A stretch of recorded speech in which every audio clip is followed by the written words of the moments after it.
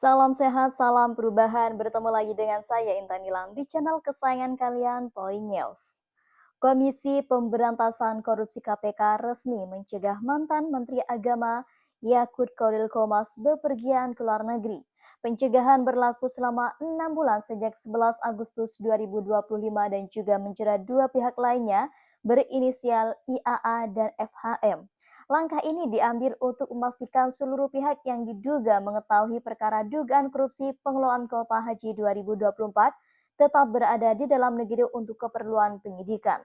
Sumber resmi KPK seperti dilansir Kompas dan Tempo menegaskan bahwa pencegahan tidak serta-merta berarti penetapan tersangka, namun menjadi langkah strategis agar proses hukum tidak terganggu.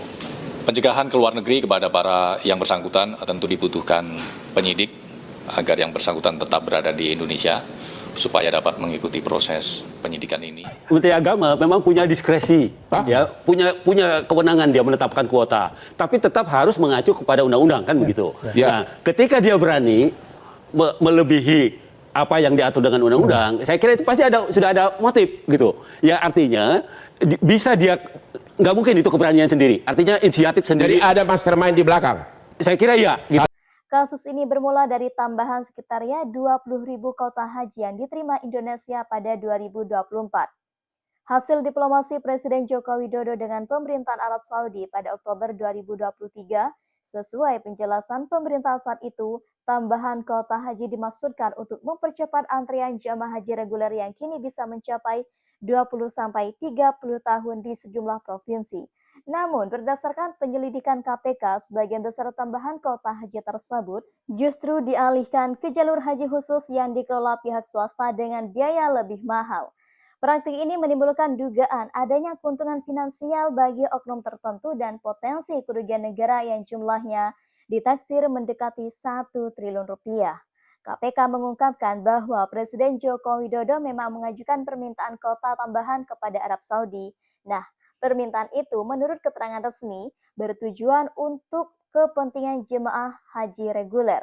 Namun perbedaan mencolok antara tujuan diplomatik dan juga realisasi lapangan memunculkan pertanyaan nih.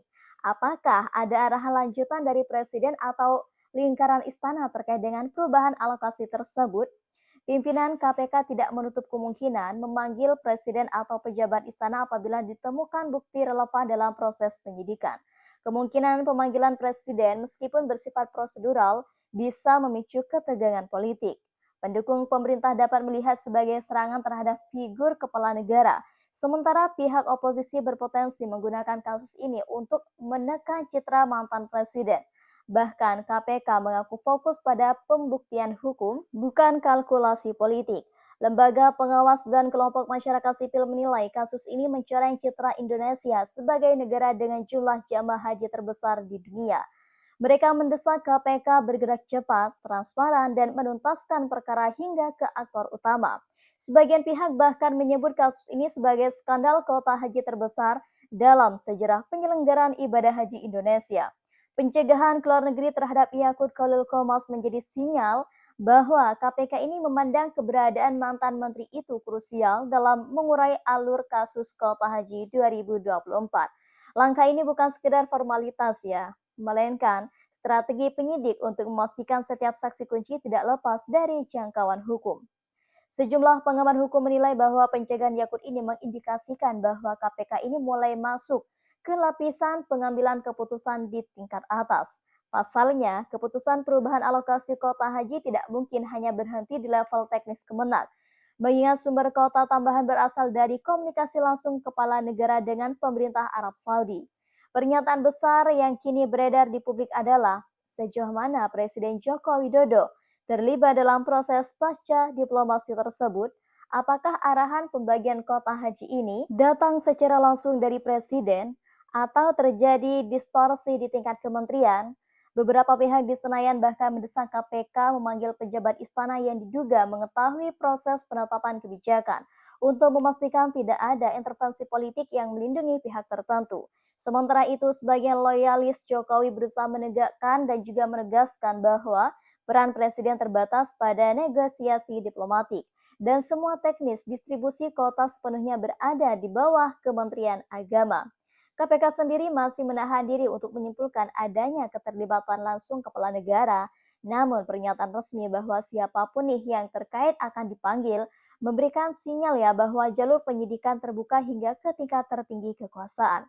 Dalam konteks ini, pencegahan Yakut bukan sekedar pengamanan sanksi, tapi juga langkah awal mengungkap apakah ada arahan dari presiden yang kemudian berubah arah di tangan pelaksana kebijakan. Di tahap penyidikan ini, KPK tidak hanya memeriksa dokumen resmi terkait dengan permintaan tambahan kuota haji kepada Arab Saudi, tetapi juga menelusuri jalur komunikasi internal pemerintah setelah kuota itu diberikan.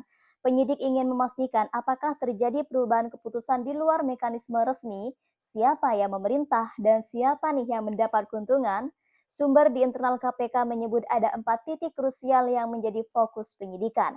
Yang pertama, tahap diplomasi, yang mana menganalisis proses permintaan kuota oleh Presiden Joko Widodo, termasuk catatan resmi pertemuan bilateral dan komunikasi antar pejabat tinggi. Yang kedua, tahap keputusan Kementerian Agama, yang mana mengkaji rapat-rapat internal dan notulensi pembahasan distribusi kuota, termasuk alasan pengalihan sebagian besar tambahan kuota ke jalur haji khusus. Yang ketiga, tahap pelaksanaan teknis, yang mana memeriksa prosedur penetapan jemaah, kemudian keterlibatan Biro Perjalanan Haji Khusus, serta penetapan tarif dan biaya. Kemudian yang keempat, tahap aliran manfaat, yang mana menelusuri dugaan adanya keuntungan finansial yang mengalir ke pihak tertentu, baik dalam bentuk uang tunai maupun keuntungan bisnis lain. Menurut pengamat hukum pidana, pola pengalihan kuota yang ditemukan KPK menyerupai skema privatisasi terselubung atas fasilitas negara. Hal ini mengubah tambahan kuota yang seharusnya menjadi hak publik menjadi komoditas eksekutif yang menguntungkan segelintir pihak. KPK menegaskan bahwa setiap temuan akan dikaitkan dengan rantai komando kebijakan. Bila ditemukan bahwa perubahan alokasi dilakukan atas arahan tertentu, baik tertulis maupun lisan, maka penanggung jawab di level tertinggi dapat dimintai keterangan. Inilah mengapa pencegahan Yakut luar negeri ini dinilai penting.